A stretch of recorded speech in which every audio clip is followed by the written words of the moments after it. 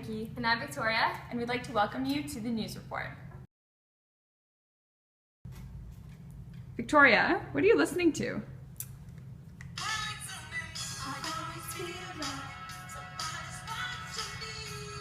Actually, though. So the University of Toronto's very own Citizen Lab just released a report detailing the activities of a Chinese-based search and advertising company called Baidu, however you say it, which according to the report collects users' GPS coordinates, names of nearby wireless networks, and a unique device number that can be used to identify a person's cell phone. Not a problem? Well, complying with Chinese law, the company has to allow the government to have access to its servers, where all of this information is stored. Can anyone say surveillance? The Iranian people went to vote in the parliamentary election, with the reformists set to win the majority of the votes. This is in line with the desires of current Iranian President Rouhani, who wants better relations with the West, but definitely not in line with the supreme leader Ayatollah Khamenei, who doesn't. In a country whose citizens have say over their elected officials, but have limited power over their unelected officials, we'll have to wait and see what the future ramifications of the elections are. Super Tuesday! It came, it went, and look, the world's still turning. If you don't know what Super Tuesday is, it is actually a day during the American election season where the most states hold their primaries and or caucuses. So this year we had, I think, about 12 states participated. They included Texas, Georgia, Alabama, Massachusetts, and even my home state of Virginia. And without getting into the rabbit hole matrix that is the American electoral system, historically, whichever presidential candidate has won the most states during this day has actually gone on to be the nominee for their respective party. So to everyone's surprise and perhaps everyone's wish, it didn't turn out exactly like what was predicted. Donald Trump, although he did win the most states with 7, didn't win as many as people expected. And Hillary Clinton, who also won 7 states, she lost in key states such as Colorado, which honestly I'm not that surprised Colorado went with Bernie Sanders, just saying. And so as a cold winter chill settles across Canada, it's certainly heating up in the United States, and what is proving to be one of the most confusing, unorthodox, and honestly insane elections anyone has ever seen. And we've still got 8 months to go. We're here with Darcy, who has written an article for Global Conversations March issue. His article is called Playing Games with the Tiger, the Consequences of the Philippines' Claim Against China in the South China Sea. Darcy, can you tell us briefly about your article? Basically I wrote on the dispute that's happening right now in the South China Sea. And currently there's 6 countries that all have competing claims for little islands and little reefs within the South China Sea. And there's lots of consequences that would come about if they were actually to successfully claim these islands and reefs.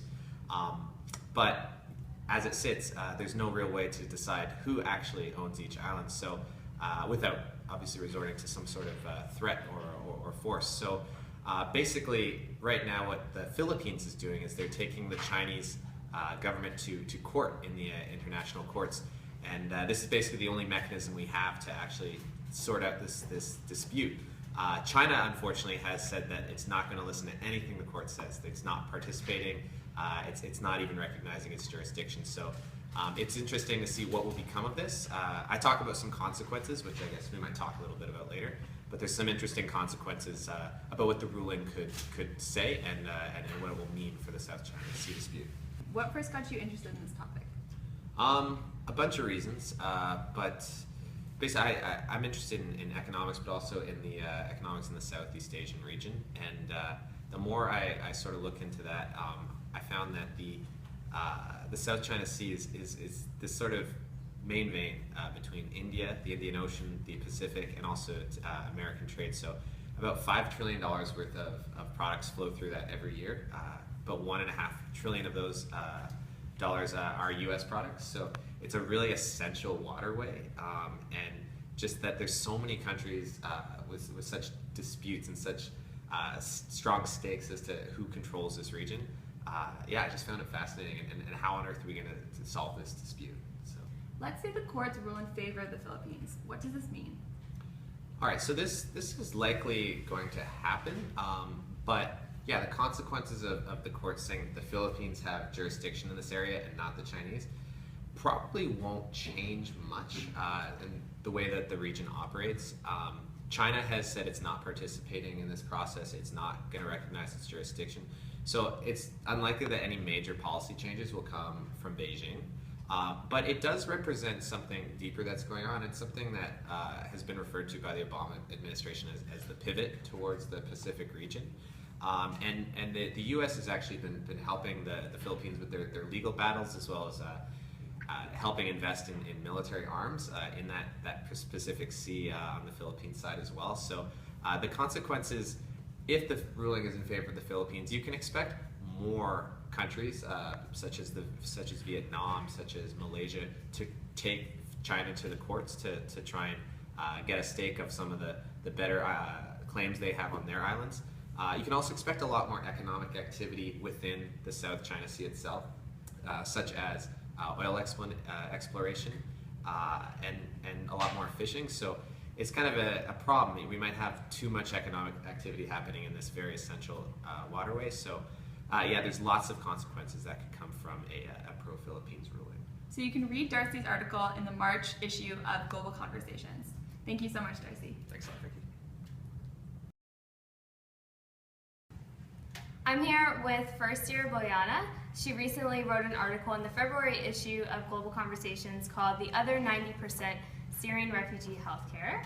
How are you doing today? Good, how are you? Good. So your article briefly discusses the lack of access to healthcare Syrian refugees currently have in refugee camps across the Middle East. In terms of immediate needs for refugees, how important do you think healthcare is? I think it's one of the probably top two importance.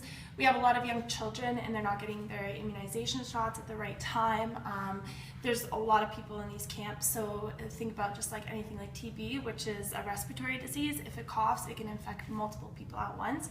So if you don't have the access to the healthcare that you need, you're gonna get like little outbreaks within the camps, which can be devastating considering the amount of population and how densely populated they are. So it's definitely a problem that I think it's not getting enough attention. So why do you think they're not getting access? I think that right now the biggest media attention that's going on is with regards to the migration to the European Union. But there's only about 10% of all the Syrian refugees that are going into the European. The rest are around Jordan, Turkey, and Lebanon. And that's why my article is called the 90%, because there's there's much less media attention for these people.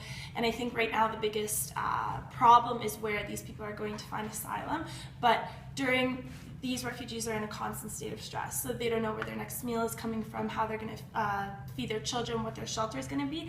So this just biologically makes them much more prone to diseases because their immune system is so high and rapidly responding to different situations. So I think right now the biggest media attention is finding asylum versus trying to get them adequate healthcare and adequate standard of living.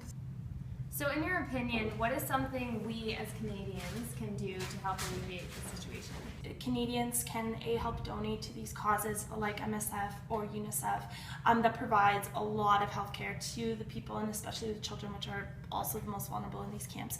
And also when we have these families immigrating, I think we just need to make sure that we have a very welcoming environment and understand what they've been through and have that guide our behaviors.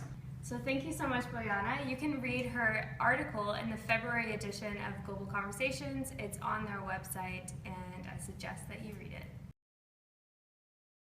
Thank you so much for joining us today, and we'll see you for our next episode.